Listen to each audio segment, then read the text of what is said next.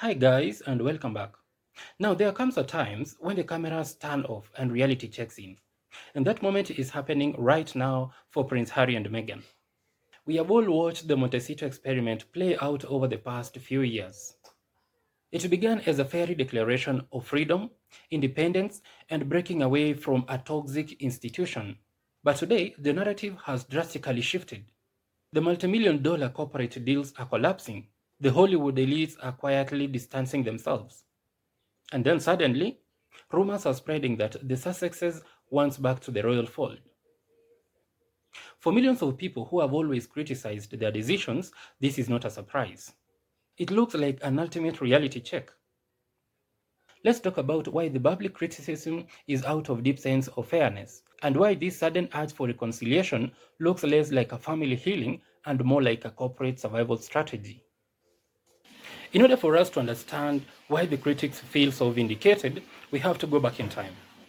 When Harry and Meghan left the UK, they promised to build an independent, progressive powerhouse. They wanted to show the world they could succeed in their own merit. Critics never doubted they could make money. They doubted the way they chose to make it. True independence means building something from the ground up, through hard work and original ideas. Instead, the entire business model relied on dismantling Harry's family. They traded their inherited family trauma and private conversations. For an average working person, watching two immensely privileged individuals complain about their billionaire family from California mansion felt completely disconnected from the reality. Critics saw through the branding immediately.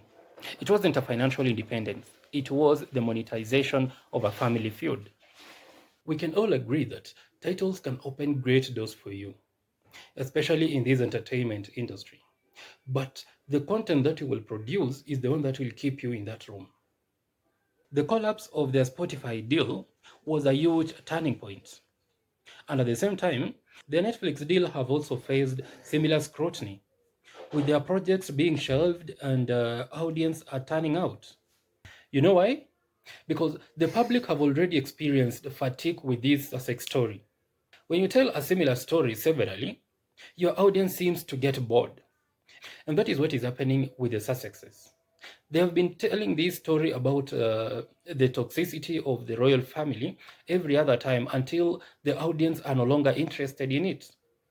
So the fact that their Netflix deal is failing and their projects are not gaining as much attention as they were before is because people are already used to it. People have already realized that when you strip away royal gossip from the Sussexes, they have nothing much to present in the entertainment industry. Now, with the corporate checks drying up, they are left with limited options. This brings us to the sudden rumor of the desire for reconciliation. If this was done when the career was booming, the public would have perceived it as genuine. But now, with the financial setbacks, it feels so transactional. Without the royal connection, the brand loses its premium value, and they need the crown to remain relevant to global brands. King Charles and Prince William are already focusing on streamlining the monarchy and focusing on the service to the people. They've already shown that the monarchy can move forward without the Sussexes, without the Montecito drama. And right now, the monarchy doesn't need the Sussexes. The media often frames the criticism on Harry and Meghan as simply hating, but that misinterprets what the public is perceiving. For most critics, the frustration stems in the fundamental belief in duty, accountability, and respect. The monarchy is surviving and thriving because it believes in the service first before itself. It involves thousands of tedious and glamorous engagements, supporting local charities, and showing up for the public week after week. Harry and Meghan seem to have been interested in only the glamorous part: the taxpayer funded security, the global spotlight, and the automatic respect, without really having to go through the daily grind of duty. Watching Harry and Meghan expect the royal safety net after burning the bridges feels like a slap on the face to the regular standards of accountability. Ultimately, Harry and Meghan wanted out of the monarchy, and they got exactly that. They wanted independence from the institution, and they got it.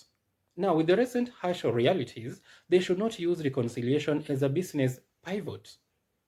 Reconciliation requires genuine accountability and a step back from the spotlight. So, what do you think? Is the royal return even possible at this situation, or would the trust have been permanently damaged? Let me know what you think in the comment section, and if you enjoy Unfiltered Commentary, make sure you subscribe and let me see you in the next one.